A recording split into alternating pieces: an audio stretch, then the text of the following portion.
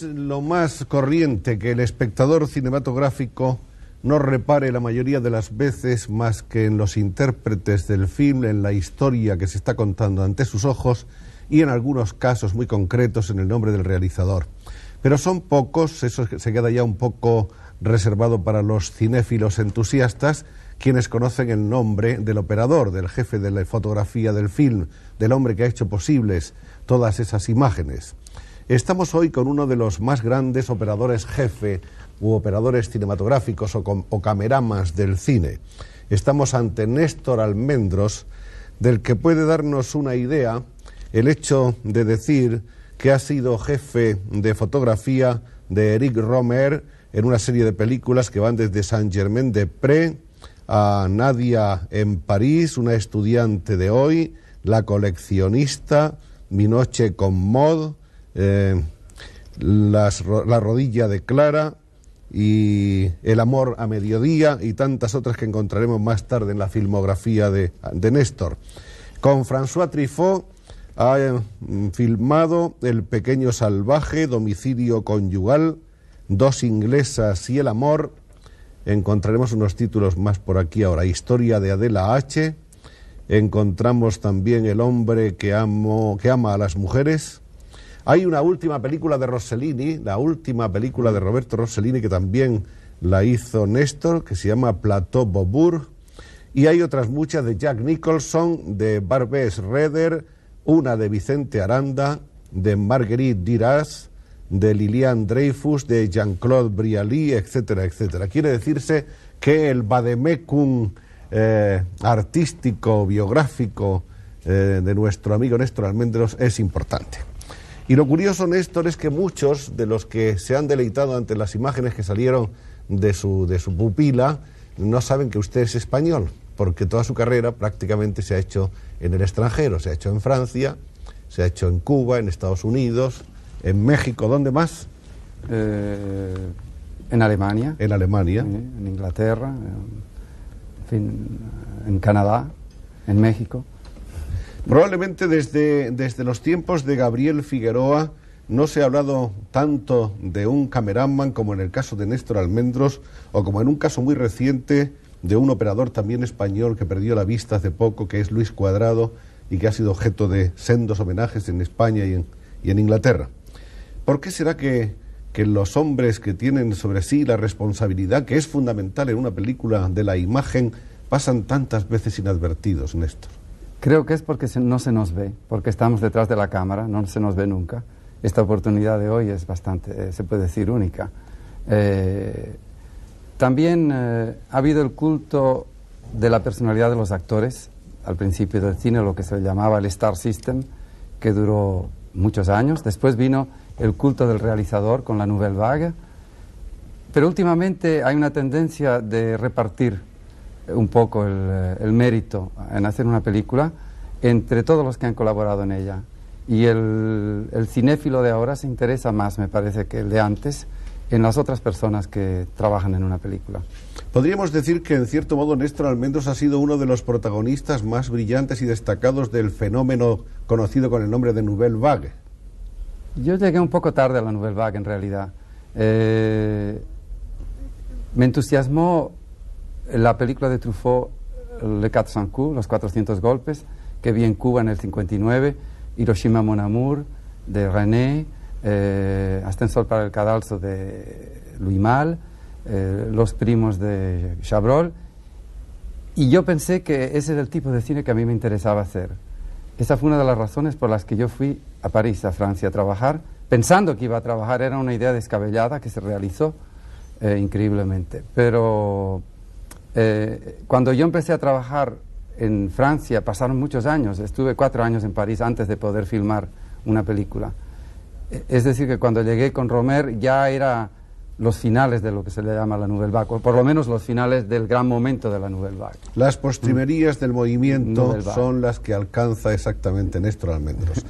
Lo curioso es que Aunque hemos visto que la relación, que la nómina de directores con que ha trabajado es muy amplia, hay sin embargo como dos constantes que van repitiéndose cada 2 o 3 películas, aparecen o Truffaut o Romer. Sí, es cierto. Podríamos decir que son los 2 directores favoritos de Almendros, o que a la inversa Almendros es el Cameron favorito de esos 2 directores. Sí, trabajo con gran placer con estos directores, los admiro muchísimo, creo que son los mejores directores que hay hoy en Francia, tengo la suerte de trabajar con ellos y desde luego que cuando ellos me proponen hacer una película lo dejo todo para hacer la película de ellos. O sea que cualquier otra proposición que se me haga la abandono si ellos tienen un proyecto de película.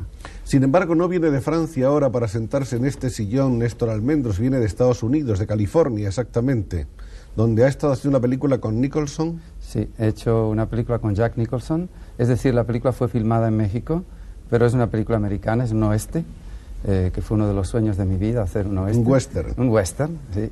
Y esta película ahora está ya en sala de montaje, y yo fui a California para ver la primera copia de la película, lo que le llaman el copión, creo, aquí en España. La sí. copia cero. La copia cero, exacto. Entonces, para ver y comentar con él algunas tomas que me podían parecer, o sea, dar mi opinión técnica sobre el trabajo artístico que él había hecho, de ensamblaje de toda la película. ¿Y cómo ha visto Néstor esta última obra suya? Estoy muy entusiasmado. Me parece que el western es un poco la comedia del arte americana, en el sentido de que hay personajes que se repiten como Colombina o como Arlequín.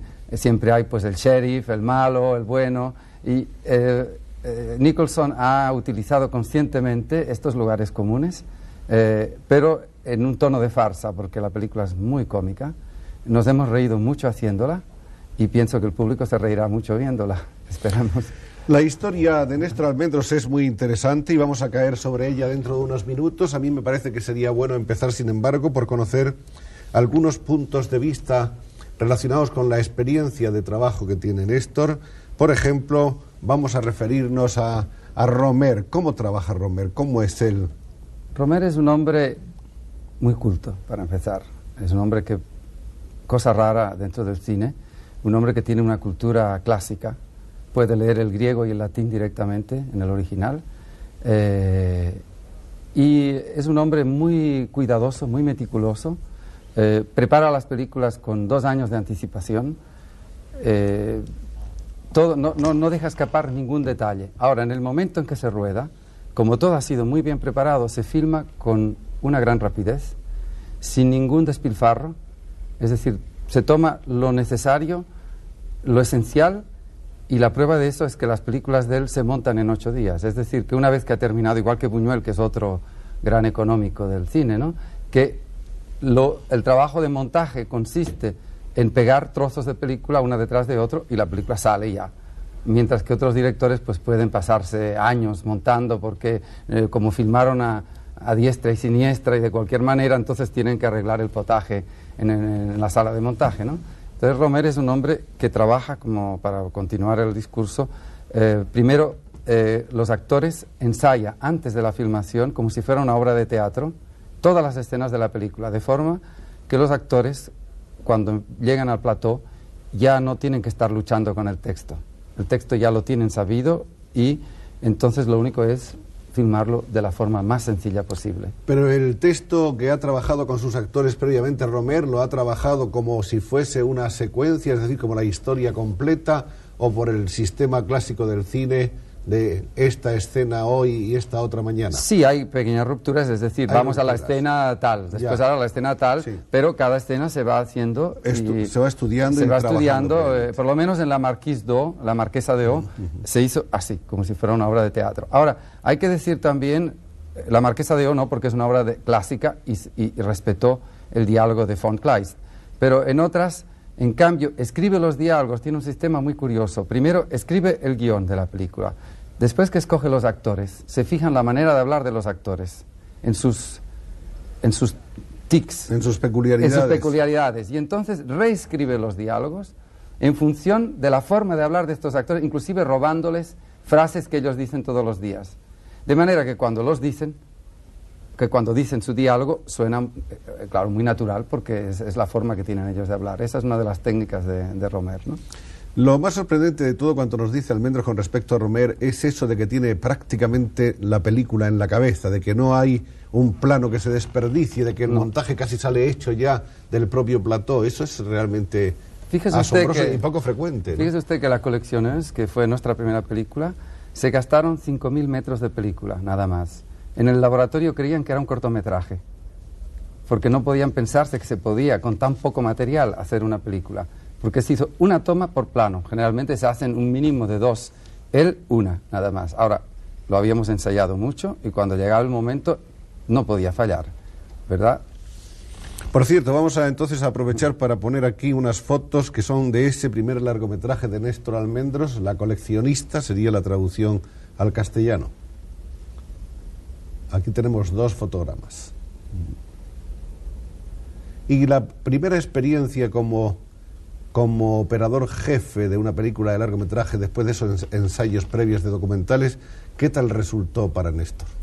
Fue muy estimulante, muy excitante, pero estaba en un estado de tensión muy grande. Sabía que me jugaba mi carrera, sabía que era mi tarjeta de visita, ¿no? Dentro del cine francés, y eso me produjo una gran inquietud. Acabé la película agotado. Esa película sirvió para dejarme listo para el año. En cambio ahora, he hecho este año 5 y estoy tan tranquilo. Es decir, que es lo que se dice el oficio, ¿no? Tengo más seguridad en lo que estoy haciendo. Esa minuciosidad de Romer que se traslucía en todos los detalles, en el estudio de los personajes, de los actores, de los decorados, incluso en el planteamiento de los tiros de cámara, etcétera. ¿Cómo se reflejaba en su trato, en esa simbiosis que debe haber realizador-operador? Tenemos muchas cosas en común. Creo que la simbiosis, si funciona entre nosotros dos, eso en realidad no lo digo yo, me lo han dicho, y creo que acepto ese análisis. Romer es más cerebral, es más intelectual, y yo soy quizás más físico, más sensual. Es decir, que nos compensamos un poco. Yo tengo la parte visual, ¿no? Que es una parte física. Él se preocupa más por el contenido de las escenas. Y entonces la mezcla de las dos creo que da buenos resultados, ¿no? ¿Se puede concebir un operador que no sea sensual? Sí, me parece difícil, efectivamente, porque es el arte de la imagen, pues es el arte de lo tangible, de lo que se ve. Hay que ser un poco voyeur, ¿no? Un poco... amar los objetos, las cosas, las personas, los rostros. ¿Cómo cree Néstor Almendros que debe de ser la imagen de una película, la imagen del cine para las mayorías? Claro que varía de película en película, ¿no? Y de tema según los temas, pero en términos generales yo estoy por la simplicidad, por la gran sencillez. Últimamente, lo estaba comentando hace poco con el director de fotografía de este programa, estoy por la iluminación a base de luz única. Como ocurre en la realidad, generalmente la luz viene de un solo lugar. En los estudios antiguamente se multiplicaban las luces, había una luz que venía de aquí, otra de allá, con el resultado de que había sombras múltiples. En cambio, la luz de ventana, que es la luz de Vermeer, es una luz que viene de un solo lugar y después el rebote, ¿no? Lo que viene de rebote. Pero ese es el tipo de luz que me interesa ahora, porque creo que el cine tiene una vocación realista sobre todo, y con la llegada del color todavía más. Me parece que el cine en color exige no se puede engañar a la gente. El tipo de iluminación de otra época, de los años 40, sobre todo. Dramática, efectista. Con muchas lucecitas aquí, lucecitas allá, que en blanco y negro podía aceptarse, en color resulta artificiosa, resulta falsa. El público además ha aprendido, saben que está hecha en un estudio y que le están engañando, ¿no?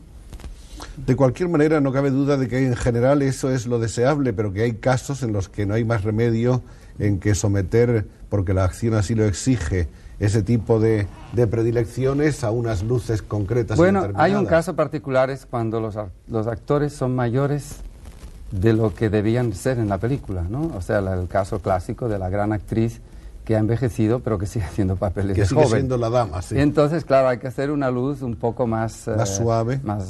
De todas formas, yo utilizo luz suave, pero con más trucos, ¿no? Quitando aquí, quitando allá, haciendo una sombra en el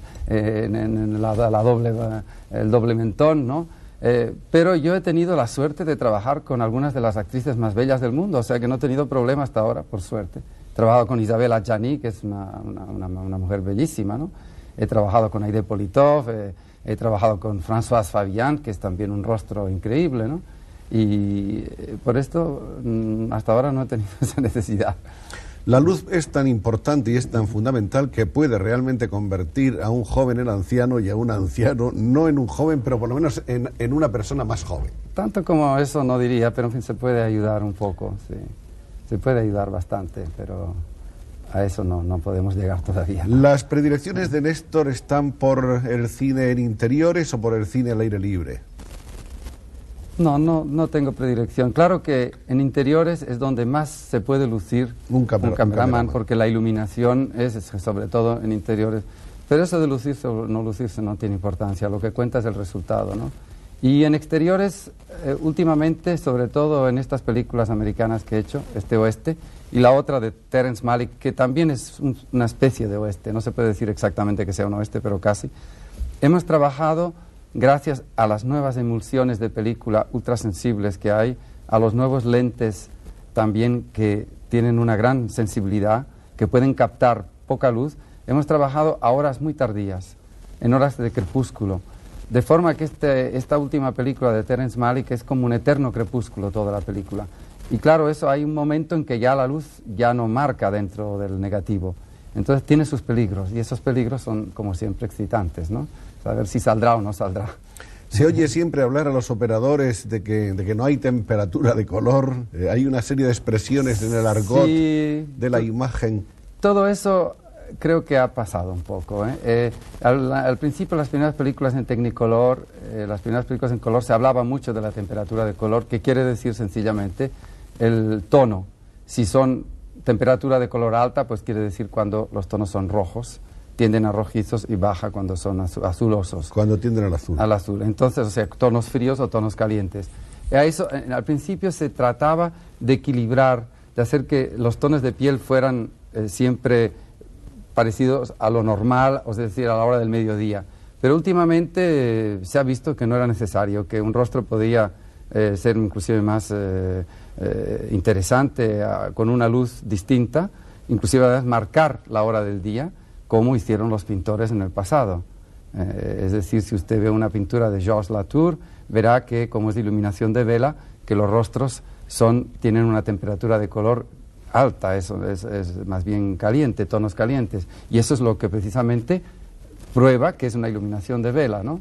Entonces, cuando llegamos a alguna película actual, se utilizan estos efectos a favor de la película, no se evitan, al contrario. Parece que de las cosas que personalmente ha aportado Néstor Almendros de una manera más importante al cine figuran las técnicas propias de iluminación.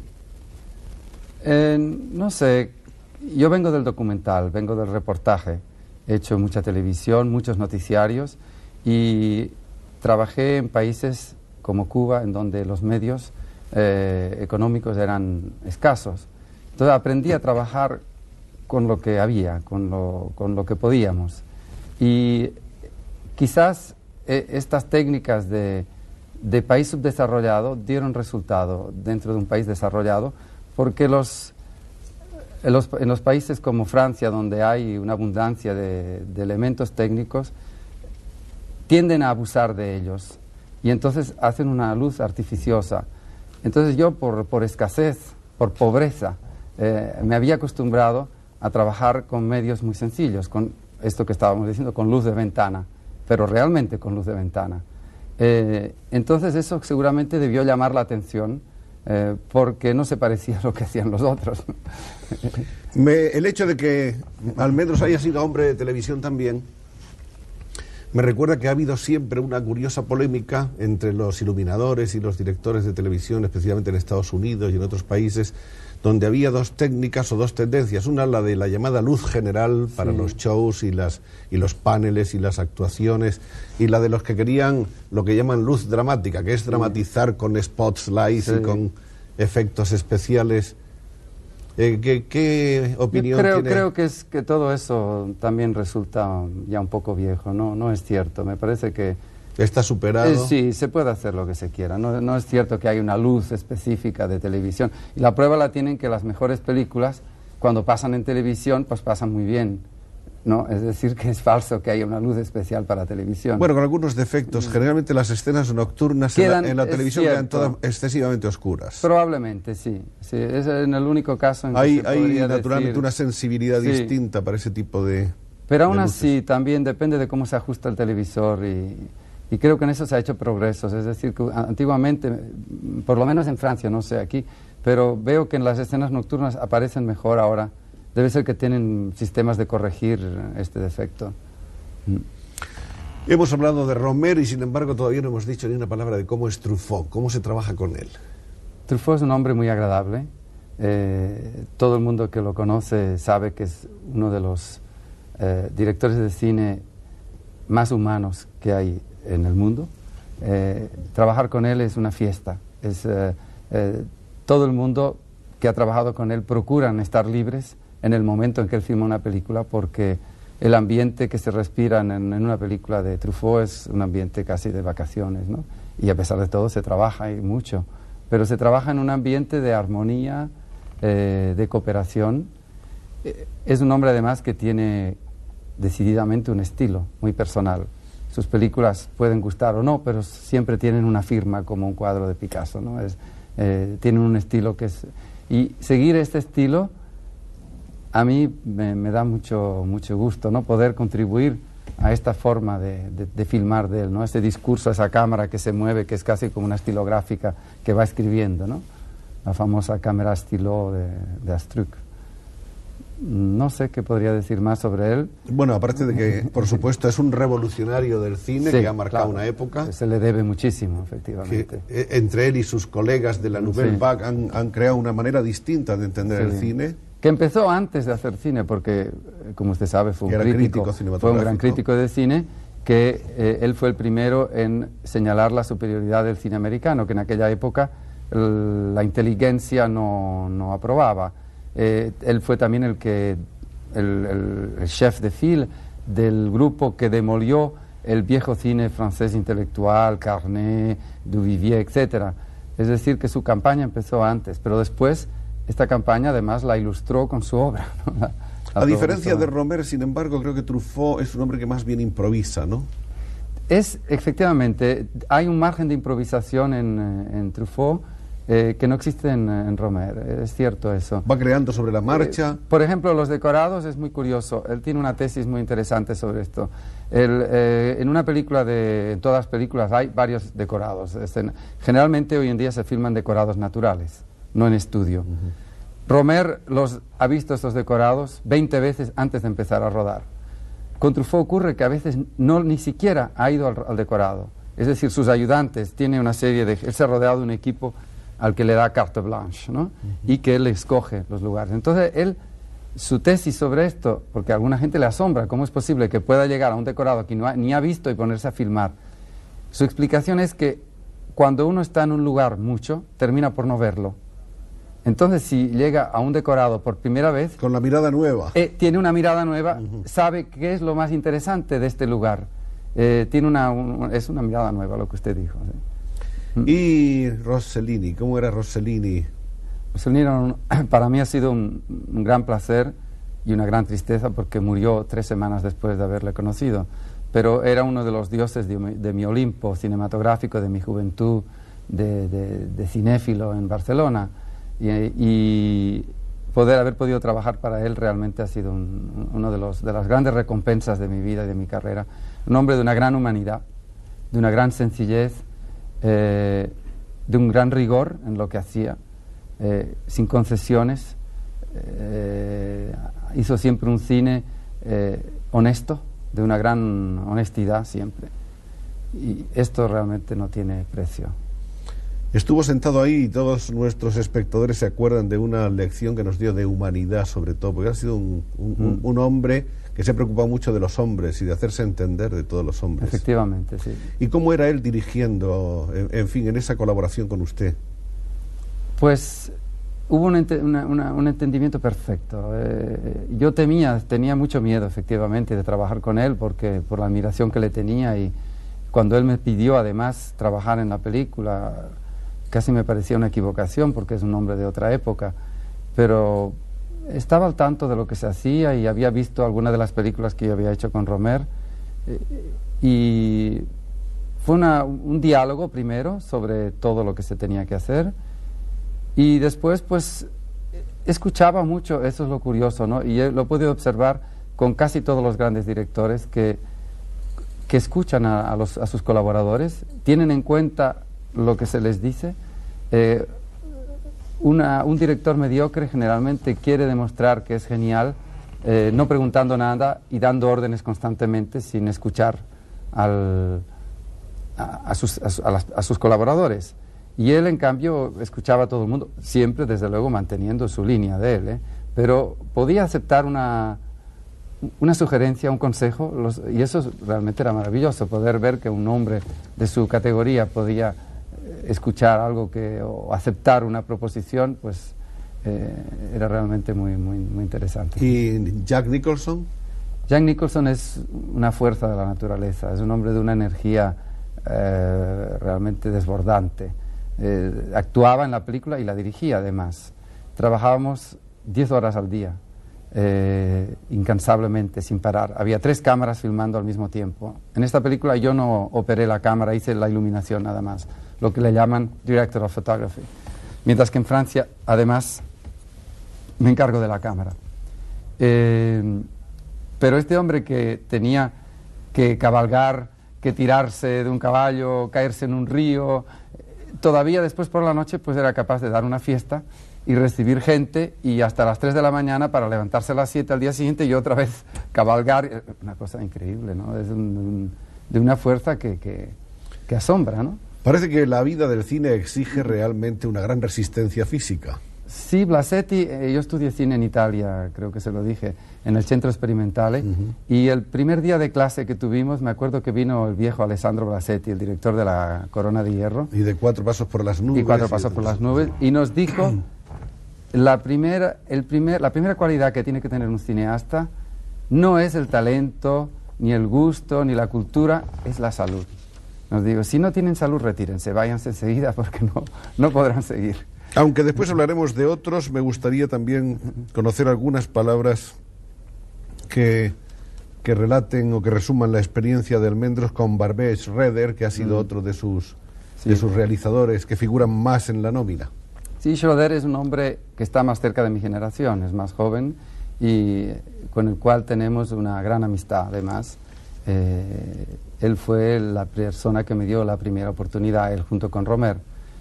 Y hemos trabajado en películas. Barbé es un hombre un poco aventurero, pero aventurero en el buen sentido de la palabra. Una persona que busca dentro del cine siempre algo original, diferente. Por ejemplo, en More trató de explorar el mundo de la droga, que en aquel momento fue cuando se puso de moda, si podemos decir. Era 1968. 68-69, fue el momento del movimiento hippie, de la exploración de todos los paraísos artificiales de la droga, y él profundizó sobre este tema, lo analizó, lo estudió. En fin, con él siempre hay este aspecto de búsqueda de temas de rabiosa actualidad y al mismo tiempo no confortables, generalmente cosas que puedan molestar a la gente bien pensante, ¿no? Por ejemplo, en la película que hicimos con Idi Amin Dada, que se hizo más tarde, que por cierto fue una película que al principio estaba destinada a la televisión, pero que después una distribuidora pensó que podía tener salida en los cines y efectivamente la ha tenido y muy brillante. La ha tenido en todas y partes. se ha estrenado en todas partes del mundo, etcétera. También era en aquel momento Idi Amin Dada era mucho antes de lo de Entebbe. Nadie lo conocía, en fin, lo conocían poco, ¿verdad? Y él estaba al tanto en los periódicos de todos los telegramas estos famosos de Idi Amin Dada, tan abracadabrantes, ¿no? Y cuando se le propuso, porque era un programa sobre grandes hombres de Estado, la televisión había hecho uno sobre Bourguiba, otro sobre Moshe Dayan, y le preguntaron, ¿qué quiere usted hacer? Y él dijo, yo Idi Amin Dada. Entonces se buscó la posibilidad a través de las embajadas de un acuerdo de Idi Amin Dada, acuerdo que se obtuvo a base, esa es una escena de la filmación de la película, en el río Nilo, cuando Idi Amin Dada hablaba con los animales, como en el libro de la jungla. Entonces, el acuerdo partió sobre la base de que Idi Amin Dada codirigía la película, es decir, él proponía los temas que se iban a filmar, no éramos nosotros los que se los íbamos a proponer. Efectivamente, Barbé Schoder aceptó perfectamente esta premisa, porque sabía que de todas maneras por la boca muere el pez y que él iba a hablar mucho. La película tiene un tono muy objetivo, pienso yo, muy distante. En el montaje inclusive se respetó la cronología y no hubo casi intervención de parte del director, pero el documento está allí y allí está el espectador para interpretarlo a su manera, ¿no? ¿Y Amin Dada se reveló como un buen director o no? Bueno, tenía el sentido del espectáculo, efectivamente. Cuando organizó la toma del Golán, por ejemplo, que nos sorprendió porque una mañana nos despertó, él no nos decía nunca lo que iba a pasar, quizás porque pensaba que podría haber un atentado o algo, o sea, que nada más sabíamos 5 minutos antes lo que iba a ocurrir. Nos llevó al cuartel militar y de allí partimos y entonces empezó una especie de guerra con tiros y de todo, ¿no? Como en una película de guerra americana. Eran, claro, por suerte, balas falsas, pero al principio yo tuve un poco de miedo. Y tanques y de todo, y después supimos que aquello era un simulacro de la toma del Golán. Es decir, que tiene un sentido de lo espectacular, ¿no? Se nos ha ido casi media hora hablando de los demás. Vamos a hablar ahora de Néstor, que nace en Barcelona en el año 1930. Vamos a hablar un poco de la familia, los padres. Tu padre era profesor, creo, ¿no? Sí, mi padre era un pedagogo que había introducido en España las técnicas revolucionarias pedagógicas del método Freinet, que era un maestro francés muy avanzado. Mi madre también maestra. Cuando vino la guerra civil, mi padre era inspector de escuelas en Barcelona, la provincia de Barcelona, y cuando terminó se fue, exilado a Cuba, escogió Cuba como país, porque tenía de amigo a Alejandro Casona, que lo ayudó a obtener el visado para entrar en Cuba, que en aquel momento Casona se encontraba con una troupe teatral en Cuba. Entonces nos quedamos en Barcelona con mi madre, mis 2 hermanos y yo, esperando que nos pudiéramos reunir. Mi padre en un cierto momento pensó que Cuba era un país que le había resultado favorable, era el momento en que Cuba había conocido un corto régimen democrático antes del dictador Batista, y decidimos que debíamos reunirnos con nuestro padre, así que la familia se reunió en 1948. Tomamos un barco. Antes, previamente, había estudiado bachillerato en Barcelona. Es cierto, había estudiado bachillerato en Barcelona, en el Instituto Ausiàs March. Y se había aficionado al cine. Me había aficionado al cine porque el cine era el entretenimiento de los pobres. Y claro, con un padre exilado en Cuba, una madre con 3 hijos, mi infancia fue una infancia más bien pobre. Y el cine pues es siempre lo más barato, dígase lo que se diga, y sigue siendo el entretenimiento más barato. Además, en aquella época había cines de barrio, que ya no existen. Y mi abuelo y mi tío, toda mi familia era cinéfila. Era la droga familiar el cine. Ahí escapábamos de nuestra vida tan poco interesante que teníamos. Entonces el cine era naturalmente el cine de escape. Por eso la gente que critica en el cine escapista, yo pienso, menos mal que existió, porque no sé cómo habríamos sobrevivido, ¿no?, en aquel momento. Y claro, esta afición del cine de adolescente vino acompañada por lecturas de críticas de cine, y aquí yo quiero hacer un homenaje a una persona a la que debo mucho, que es Ángel Zúñiga, que escribía críticas de cine en una revista que se llamaba Destino. Que se sigue llamando Destino. Que sigue llamando Destino. Y que publicó una historia del cine. Y que publicó una historia del cine excelente, sí, que hoy en día todavía tiene valor. Se anticipó al grupo de Cahiers du Cinéma en 20 años, porque él defendió a Howard Hawks y a John Ford y al cine americano mucho antes que toda esa gente. Nunca se dejó engañar. Entonces, por modas intelectuales, fue un hombre siempre muy independiente, y este amor que tenía Zúñiga por el cine, esas críticas yo las leía. Además se creó un cineclub en Barcelona, en donde se daba cine mudo, que ya en aquella época era cine muy antiguo. Entonces yo pude ver cine expresionista alemán, por ejemplo, las películas de Murnau, de Mick Jannings. En fin, mi afición cinematográfica se creó en aquel momento, viendo mucho cine con mi familia y en el cineclub. Ahí hay otro nombre. Bueno, a Zúñiga creo que ni siquiera lo conociste, Más ¿no? tarde lo conocí. Lo he conocido hace como 5 años, es decir, 30 años más tarde. Por fin lo pude Pero en conocer. esa época también era un crítico muy inquieto y sobre todo muy aficionado a la cosa del cine mudo y de los pioneros del cine español, que era Juan Francisco de Lasa. Efectivamente, también que estaban protagonizó Aventuras de Cineclub en aquel Efectivamente, tiempo. tenía un cineclub, la revista Cinema, y en aquel momento yo tenía 16, 15, 14, 15, 16 años, pues yo me tragaba todas las películas, todas las revistas de cine, coleccionaba, hacía fichas, en fin, mi sueño era poder hacer cine. El viaje a Cuba se produce en un barco alrededor de esa edad, más o menos, 15 Sí. o 16 años. 17 años, sí. 17. Sí, en un barco de migrantes, como en aquella película de Kazán, América, con camillas unas sobre las otras, ¿no? Con Literas. literas, sí, con en fin, el ambiente del emigrante, ¿no? Llegar a Cuba, encontrarse con un padre que no había visto desde hacía 10 años y que no conocía.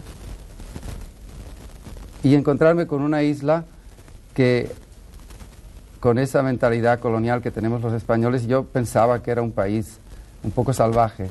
Y mi sorpresa fue muy grande, porque no era cierto en absoluto. Cuba era un país en donde había conciertos de música, donde había una proyección cinematográfica muy superior a la de España, en donde no había doblaje, versiones originales. Además se exhibía mucho cine francés, mucho más que en España, cine italiano, en fin, se podía ver todo, y lo único que no existía en cambio era un cineclub. Y entonces con un grupo de jóvenes cubanos fundé el primer cineclub de España. De Cuba. De Cuba, perdón. Sí. Entre esos jóvenes aficionados figuraban algunos nombres muy conocidos ya.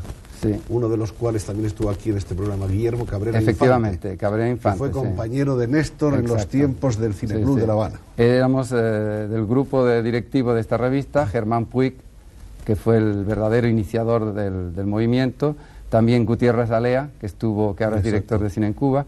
Entonces en aquel momento pues conseguimos dentro de las casas distribuidoras cubanas películas como La bestia humana de Renoir, Alexander Nevsky de Eisenstein.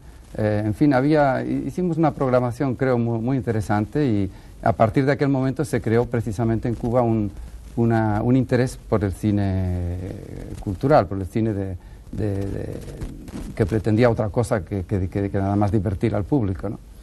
Se produjo un reencuentro propicio padre e hijo después de un paréntesis tan largo de separación. Sí, bastante emocionante, efectivamente, sí. Sí, yo no lo conocía solamente por fotografías. El barco, en aquella época, el barco llegaba a Cuba y había una cuarentena, es decir, teníamos que, como migrantes, en el puerto para despiojarnos, para ver cómo éramos, si llevábamos enfermedades, y entonces venían barquitos de la gente desde la ciudad, sí, a remos, y entonces gritaban a la gente del barco, Pepito, Juanito, y yo miraba a ver dónde estaba mi padre, pero como no lo conocía, entonces pues, y veía que mi padre no aparecía por ningún lado, porque yo salí primero solo, es decir, fui el primero que salí de España, y después vinieron... El resto de la familia. El resto de la familia, sí. porque mi padre no tuvo dinero para pagar 4 viajes de un solo golpe.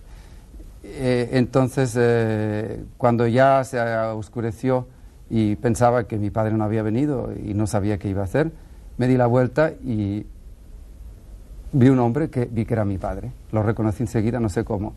Y yo le dije, ¿qué haces aquí? Y dice, he obtenido un permiso especial con influencias de alguien porque debió contar la historia, debió emocionar a algún burócrata y le permitió lo excepcional, romper la cuarentena y entrar en el barco. Lo cuenta todo, al menos cinematográficamente, a la manera de un operador. Lo estamos viendo hasta la luz, esa luz tremenda, violenta del trópico, las barcas que se acercan a remos hasta el barco grande en el que han venido todos los emigrantes, y cómo empiezan esos saludos con lágrimas de arriba a abajo. Muy emocionante, efectivamente. Pero ese ya era el atardecer, cuando mi padre, cuando ya llegó a entrar, porque debieron esperar que se fueran todos para que él pudiera entrar por la escalerilla. Esa es la explicación que le encuentro de por qué tardó tanto tiempo, ¿no? Bueno, vamos a ver qué más cosas pasan en La Habana. En La Habana, aparte de ese cineclub, ¿qué más cosas ocurren?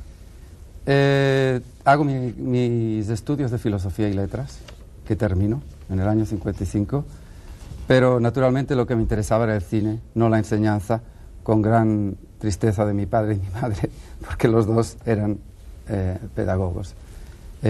Lo que me interesaba era el cine. Entonces, además de eso, coincide el momento con el golpe de Estado de Batista. La situación en Cuba se hizo intolerable. Los estudiantes eran detenidos, interrogados. Yo fui interrogado y detenido. No tengo vocación de político ni soy un hombre de valor. No me gusta pelear, no sé pelear, más bien dicho.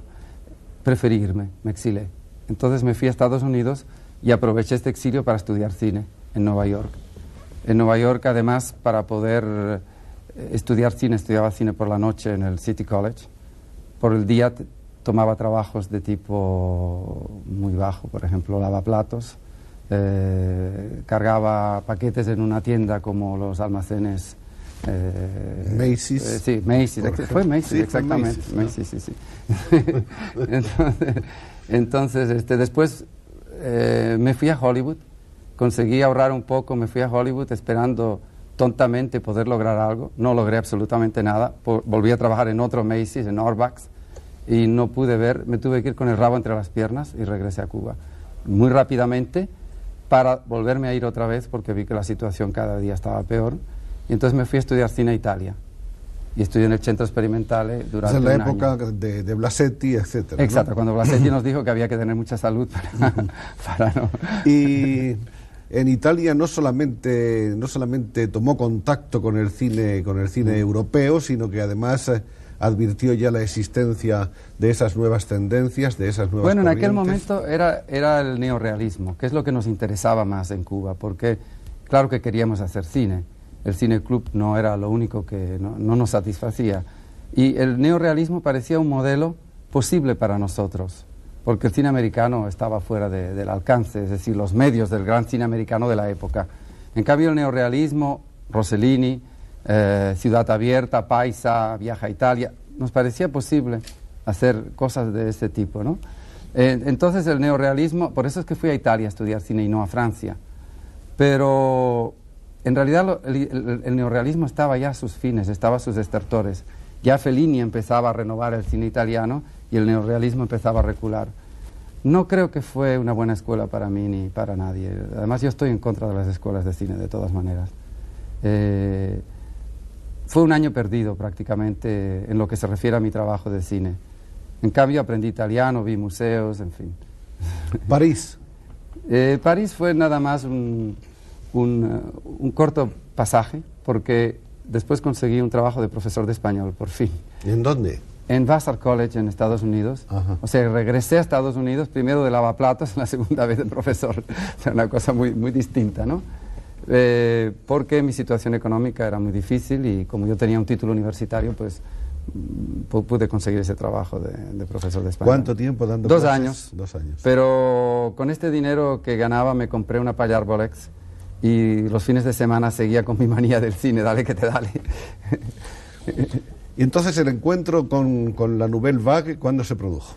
El encuentro de la Nouvelle Vague se produce en Cuba porque al caer la dictadura de Batista y con el triunfo de la revolución en Cuba, yo decidí regresar a Cuba. Entonces, en aquel momento, yo empecé a trabajar dentro del nuevo cine cubano nacionalizado, presentando las películas que yo había hecho en Nueva York con esa Payar Bolex, ese tipo de cine experimental underground que yo había hecho en Nueva York. Pero en aquel momento, como le dije antes, llegaron a Cuba estas películas, Los 400 golpes, todo el nuevo cine francés llegó y esto me deslumbró y fue la razón determinante por la cual yo decidí ir a París a trabajar, a ver si había un lugar para mí dentro del cine francés. Y se demostró que lo había. Se demostró a pesar de que no ocurrió inmediatamente. Estuve 3 años y medio volviendo a dar clases de español privadamente, haciendo todo tipo de trabajo en París antes de volver a hacer esta película La Colecciones. ¿Otra vez lavaplatos, otra vez recadero? No llegó a eso, pero en fin. A otro nivel ya. Sí, a un nivel de profesor de español, de traducciones. Más digno, sí. Artículos. Bueno, más digno no, yo creo que lavar platos es muy digno. Entonces, bueno, ya, más digno para un presunto operador jefe, sí. ¿no? Así que, en líneas generales, es un poco en zigzag, mi carrera es bastante difícil, me parece que el público estará confundido. No, pero a partir de ese momento ya se puede decir que la carrera no se detiene, por lo menos aquí vemos en la cronología cómo esos primeros cortometrajes entre los cuales se cuentan Gente en la playa y Escuela Rural, que no sé si son de Cuba o de Estados Unidos, son cubanos. Estas las hice en Cuba, sí. Y luego ya como director de fotografía en el 64, Saint-Germain-des-Prés. Estos son cortos todavía, sí. Y Place de l'Étoile. Sí, son cortometrajes, sí. Luego está Nadia en París, de Romer. En el 66, todavía. Una estudiante de hoy, un cortometraje también de Romer. En el 67, La coleccionista, que hemos visto unas fotos antes. El mismo año hay una película con Daniel Haller. Sí, que en realidad Daniel Haller filmó la película, pero es una producción de Roger Corman, que es un productor americano muy pintoresco, que ha sido el iniciador de casi todos los nuevos talentos del cine americano.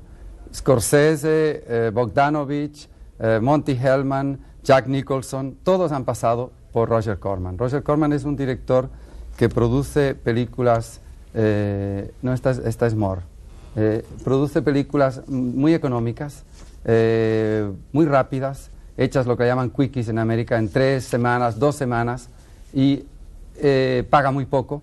Entonces, allí entra toda la persona joven que nadie le da trabajo, entra dentro de la producción de Corman. Y cuando vino a Europa a hacer esta película, de Wild Races, pues él me propuso a mí hacer la cámara. Es decir, que fue mi segunda película y aprendí muchísimo porque él es un gran técnico. Roger Corman es un técnico excepcional. Llegamos a 1969, aquí está una película de Eric Romer con Trintignant, Françoise Fabian y María Cristina Barrol. Se llama Ma Nuit chez Maud, Mi noche con Maud, ¿no? Mi noche con Maud, exactamente. Fue la primera película de verdad que tuvo una acogida... Aquí hay 2 fotos más. Sí, que tuvo una acogida de la crítica, que fue seleccionada para Cannes, que estuvo seleccionada para el Oscar. Me hizo ganar además un premio, el premio de la crítica americana, como el mejor operador del año. Y a partir de aquel momento ya todo fue sin problemas, ¿no? No sé, Esa fue la película del despegue. Sí, del despegue. Sí, esta y More, la de Barbet Choder, que More fue una película que tuvo un gran éxito de público. Esta es del mismo año. Esa es l'Enfant Sauvage. El niño salvaje, l'Enfant Sauvage. Creo que en España se llamó El pequeño salvaje. El pequeño salvaje, François Truffaut, 1969. Se hicieron el mismo año que la Ma Nuit chez Maud. Entonces, Truffaut, que había visto Ma Nuit chez Maud, que era en blanco y negro, quería hacer l'Enfant Sauvage en blanco y negro. Y como ya no había directores de fotografía que trabajaran en blanco y negro, pensó que yo podía hacer esta película. Y esta fue la razón por la que me llamó.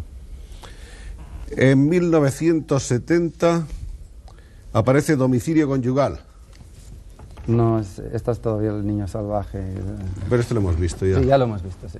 Bueno, son fotos que complementan las anteriores donde vemos a Néstor. Sí. Con muchas patillas. Sí, en aquel momento. Esta es otra fotografía foto también de la de la misma película. Y hay otra aquí que creo que es interesante también para que se vea lo que ilustrábamos antes sobre lo pequeños que son los equipos de producción. Este es el equipo técnico de l'Enfant Sauvage, además de una invitada, Catherine Deneuve, que pasó aquel día a visitarnos. Pero si quitan a Catherine Deneuve, este es el equipo de la película, incluyendo al jefe de producción, etcétera. Un equipo verdaderamente corto. Muy corto, sí. Efectivamente. 1970, Domicilio conyugal. Bueno, antes está aquí, La rodilla de Claire, que es de Eric Romer. Eric Romer también. Con Jean-Claude Brialy. Y La rodilla de Clara fue en colores. Se filmó en el lago de Annecy.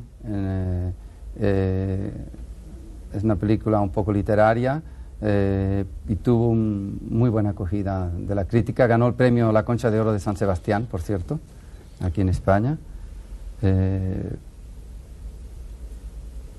Es una película que recuerdo con especial afecto porque se hizo con mucho cuidado y creo que quedó muy bien.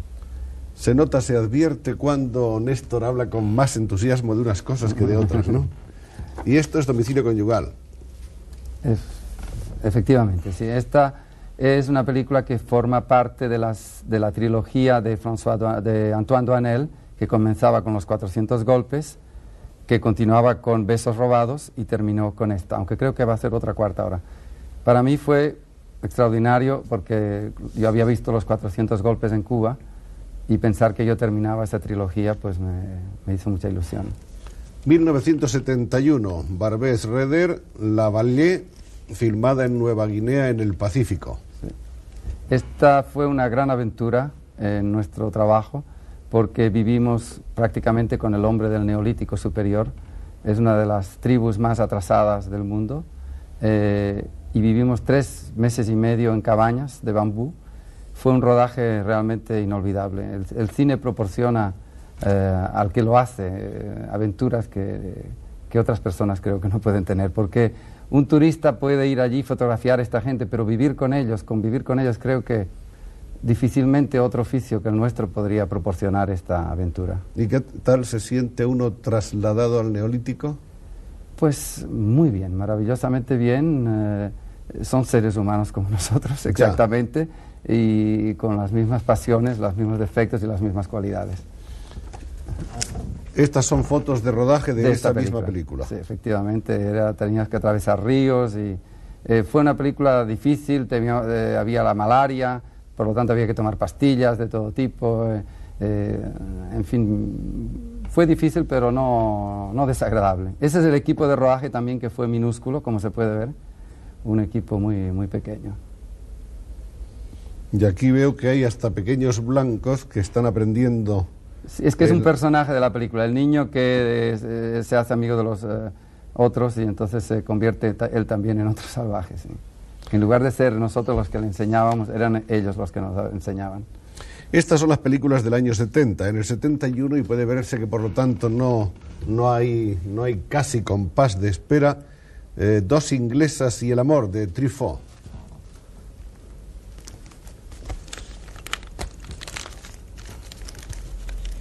Tenemos aquí. Sí, Dos inglesas y el amor fue una película en donde por la primera vez tuve una película de época. Y las películas de época ofrecen posibilidades de iluminación mucho más interesantes que las películas actuales. Se iluminaba con lámparas de petróleo, creo que aquí tiene otra foto en donde se puede ver, y estudiar el tipo de iluminación de lámpara de petróleo, pues con sus temperaturas de color, precisamente lo que estábamos hablando ahora con tonos rojizos, para mí fue muy interesante, pero fue una película que no tuvo éxito, injustamente creo, porque es una película muy fina. La fotografía se ve muy romántica. Sí, es una fotografía muy romántica y muy trabajada, una película muy caligráfica, pero no tuvo acogida de público como otras películas de Truffaut. Eso mismo él lo repitió un poco más tarde, los mismos efectos, en Adela H., de la cual hablaremos más tarde. 1972, L'amour, l'après-midi. Sí. Eric Romer, donde aquí veremos a Romer con con Néstor. Los dos responsables. Esta fue la última de los 6 cuentos morales, que eran un sexteto de películas que él se había propuesto hacer. Y esta es una escena de dicha película, El amor a mediodía.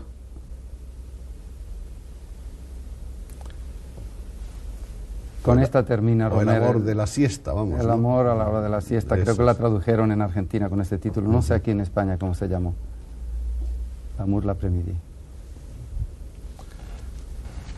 Seguimos adelante. Hay una película en este año de Henri Graziani, que no sé si tenemos no hay fotografía, fotos se llama aquí, ¿no? Poil de Carot. Poil de Carot, basada en la novela, película poco importante, no tuvo mucha acogida, poco importante para mí. En ese mismo año, L'Oiseau Rare. Los que no Horror sé, de Brialit Tampoco hay fotos aquí. tampoco es una película de la cual me parece que valga la pena hablar mucho.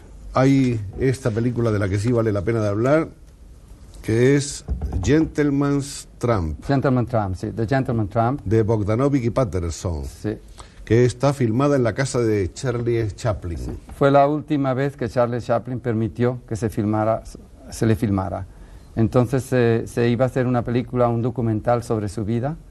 Se nos permitió que visitáramos su casa, que lo entrevistáramos, y se hizo una biografía de él contada con entrevistas. Estaba su mujer Una O'Neill, es decir, la madre de Geraldine Chaplin también.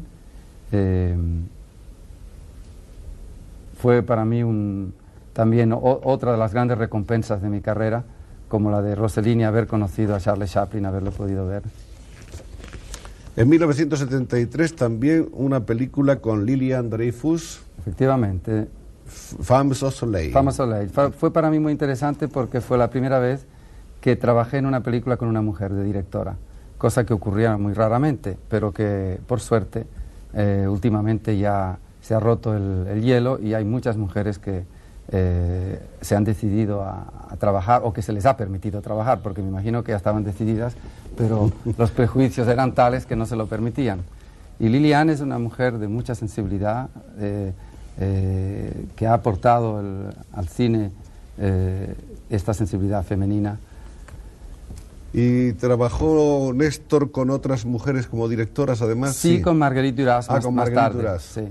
Sí, pero bastante más tarde, sí. Marguerite, que antes de ser una gran figura del cine lo era ya de las De la letras. literatura, efectivamente. Estas fotografías corresponden a La historia de Adela H., de Truffaut, año 1975. En esta película Truffaut volvió a hacer lo que había hecho en Dos inglesas y el amor, pero esta vez en cambio sí lo logró, porque la película fue un éxito mundial y fue muy celebrada. El mismo tipo de ambiente, la misma Como aquí época. podemos ver en esta foto, sí. Y tuve además la oportunidad de trabajar con una actriz excepcional, Isabella Gianni, un rostro excepcional también, una mujer de la cual creo que se va a hablar todavía 50 años en el cine, porque su carrera no se acaba aquí. Una de las películas que aquí se conocen más de Romer y de Almendros es esta precisamente, La Marquise d'O. La Marquesa de O, que se hizo en Alemania, basada en la novela de von Kleist. Aquí utilizamos mucho la luz de ventana, es decir, la luz al estilo de Vermeer. La luz natural, en un castillo alemán, precisamente se filmó esta película en decorados naturales. Con ropas naturales se utilizaron telas de la época. Esta es luz de ventana, por ejemplo, aquí se puede ver la luz que llega a los actores viene efectivamente de la ventana. Ha sido uno de los grandes éxitos del cine de Romer, ¿eh? Es una película, un éxito cualitativo, no es un éxito de público enorme, aunque, en fin, también honorable, pero no... Las películas de Romer tienen un público seguro, pero nunca enorme. Aquí está, por ejemplo, uno de los procedimientos míos de iluminación. No me gusta iluminar, generalmente hago lo menos posible, no solamente por pereza. Entonces, aquí iluminamos con un pedazo de plástico blanco, nada más. En exteriores generalmente no ilumino. Dejo las cosas como son, con un pequeño toque nada más para aumentar Aquí la hay luminosidad. fotos del equipo. Sí, del equipo de la película también, que como se ve es bastante reducido, sí. Qué cambio con lo que he hecho últimamente ahora en Hollywood. Que sería tremendo, ¿no? Tremendo, sí, sí. Esta es muy bonita foto. Esta es una foto del equipo, todo el mundo muerto de risa, ¿no? Porque las películas, tanto con Rohmer como con Truffaut, son películas que se filman con gran alegría. Vamos a ver qué nos falta. Bueno, por ahí estaban, que las hemos saltado, la de Idi Amin Dada, de la que cual se ya habló, hablamos se habló anteriormente. Maneras, sí. Está esta, 1976, Marguerite Duras. Está ella justamente ahí, ¿no? A la izquierda, sí. Eso es. Días enteros en las ramas, que es una novela de la cual hizo una adaptación teatral y de la cual hizo una película. Es una película que se hizo para la televisión. Jean-Pierre Aumont es el actor y Madeleine Renaud. Es un tema muy bello. La película tiene, desde luego, es una película poco comercial, no ha tenido una salida muy grande. Y hay la única película que ha hecho Néstor Almendros con un realizador español es esta, hecha con Aranda, con Vicente Aranda. Cambio de sexo. Cambio de sexo.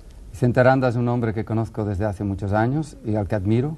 Creo que es un realizador español de gran calidad, un hombre culto, fino, muy artista y un tema además muy atrevido.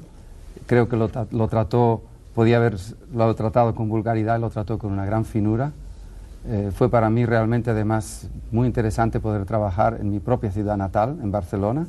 Inclusive hubo escenas que se hicieron en mi propia calle, en la esquina de mi calle. Esos son los travestis de Barcelona, del barrio chino.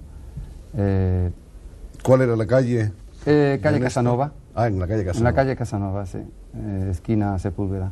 Habrá muchas ocasiones más en lo futuro para hablar de un hombre que en plena juventud ha conseguido ya alcanzar uno de los más altos lugares del ranking entre los operadores del cine de esta época. Muchas gracias, Néstor, y hasta siempre. Muchas gracias.